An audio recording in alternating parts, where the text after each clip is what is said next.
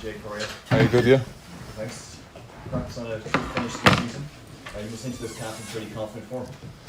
Yeah, no, good into the season, good couple of months, and no, a lot of confidence coming to the camp, yeah, with good players as well, yeah. Yeah, it's a pretty competitive area, isn't it? Central defence. Yeah. But do you think your form has put you in firm position now to nail a starting place in this team? It's always been I suppose, the strong kind of position in the Irish team. We've always had good defenders, but I think as a player you always got to be confident that you can come in and take your place. But yeah, as I said, look, we've very good players in that position, so it's up to the manager at the end of the day, really. Yeah, speaking of the manager, he came out last month and said, he's got all the materials in place to seal the place at the World Cup. Do you share that belief, and do the players in the rest of the camp? Yeah, no, I think we go into every game confident to win.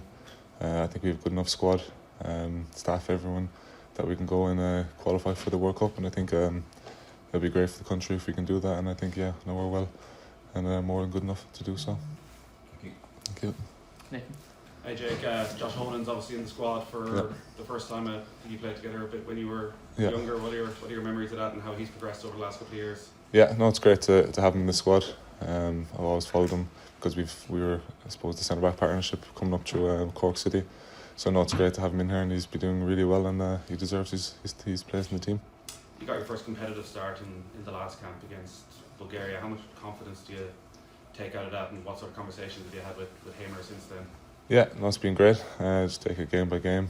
I suppose, as you said, it was great to get my first competitive start, but something I want to build on, and going into every game I want to be confident that I can start and start pushing forward.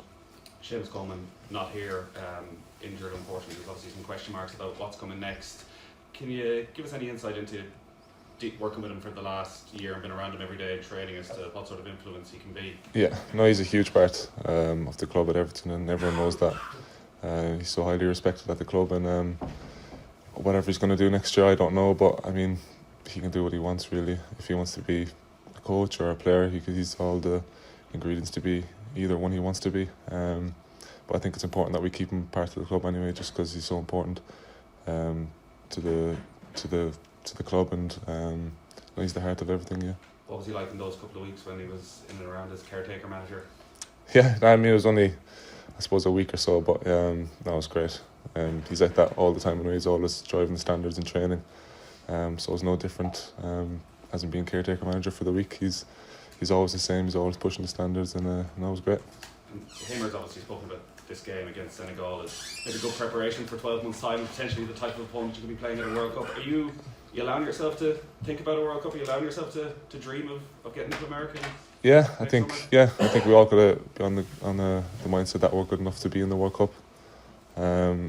It's a different type of opposition to what we usually play, but I think it's important that we play these type of teams, different types of players, and just different opposition really, and we can go out there and know that we're more good enough to take on these types of teams.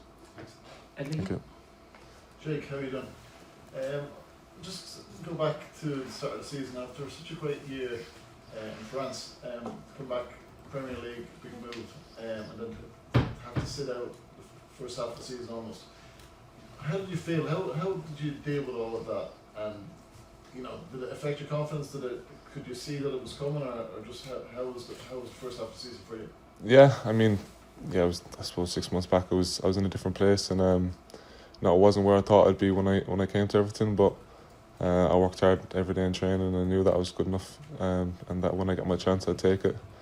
But no, I suppose it's football, it's what happens. Sometimes managers favour you, sometimes they don't. I think it's just important that you keep working hard in training, and a lot can happen in 6 months. There's a sort of similar situation with the Ireland setup in terms of just the strength and depth of the defensive unit that Everton had options was. So is that something you see similarities, and it sort of allows you to have the same approach to this Ireland team, and knowing that you can make your own mark in the team and get your positions over? Yeah, as you said, both of them have, I suppose, really good defenders, and it's good to, I suppose, train with these types of defenders every day and kind of put yourself up against them, and but I'm more confident that I can play in either one, and that I can push forward. Neil, please. Hi Jake. Okay. Coleman's obviously not here today. We understand he's finalising his move. Can you just speak a bit about him and how you rate him as a keeper, having worked with him at a close level into the international squad, and how you think he'll see the opportunity to play more regularly? Yeah, I mean, it doesn't just take from me to say how good he is. I think everyone knows how good he is and what he's achieved over the last few years. And now, if it goes through, it's a great move for him to become number one in the Premier League. And I think everyone knows how good he is and how high his ceiling is. He can push on and do great things. Next question, Paul. Do you feel he's one of the best keepers in the Premier League, even though he's seen as a number 2? Yeah, look, it's I suppose a difficult one because he's number 2 at Liverpool, but he's obviously a really good keeper ahead of him. But yeah, he's definitely up there with the keepers in the Premier League, and I think next year he'll show that he's up there with the best. And I think he's proven that in the games that he has played for Liverpool that he can be up there with some of the best keepers in the league.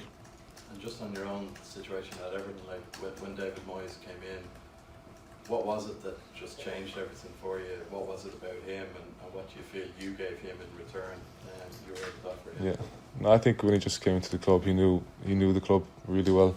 He knew what worked for the club, and I think he just got to know all the players really well and what works for the team. He didn't come in and just try to change too much all of a sudden, but he was very open-minded when speaking to him, and I'm grateful that he's given me a chance, and he's a lot of experience, so I think everyone knows that he knows what he's doing, and I think he's shown that in the last 6 months being at the club, and yeah, we've kind of finished strong in the last 6 months of the season.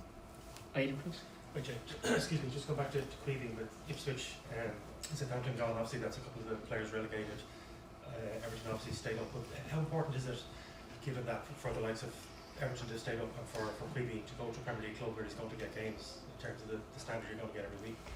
Yeah, no, it's a great move for him to go play every week. I think it's very important for him, and yeah, as I said, he's more than good enough. He's up there with the best, so I think it's a great move for him if it happens. And Brentford have done well this season, so I think it's a club that he can progress and do a lot at. And just on Senegal, obviously no Mane, but you know at least 2 of the players. I'm sure he might have played against some of the others in France as well, but they're 19th in the world. I mean, is this the kind of test? Is that daunting? Or so if you just talk with the 2 Everton players first of all, in general, what the challenge of Senegal? Yeah, and I suppose the 2 lads I know, Ghana and Iliman, they're obviously really good players, and they've had really good seasons in the Premier League this season. But I think if you just look at the overall squad of Senegal, they've very prolific players. So I think it's good for us to come up against these teams and prepare for the World Cup. And know that we're good enough to go toe to toe with these teams. Final, John. Jake, just on Queeby, I know you're Merseyside rivals, but did you see much of them outside of playing against each other? Like when you were forced, or? Not so much, but I think that's just because in football you've other things going on outside of football. But no, he was in the same area as me as a lot of players are. But you know, I suppose it'd be different if we're seen together as Merseyside rivals, as you say. Yeah, some fans wouldn't take it well. Yeah, Jake, can I ask you about your experiences in France, and how do you look back on it? Was it a good thing that you did in terms of your football education? Yeah. And also, could you compare and contrast the 2 leagues? Yeah, no, I loved playing in France. I don't regret doing anything that I've done in my football career, and I think it all plays a part in helping me become the player I am. The 2 leagues are 2 top leagues, but obviously they have their differences. I think the Premier League is just more pressure and kind of just more full on, whereas France you can develop a lot more, but it has very talented players in it too. But it's more, I suppose, open than the Premier League. In the Premier League you don't have, I suppose, a minute to think on it, and it's obviously the best league in the world. So Thank you, guys. thank you. Thank you. Thank you.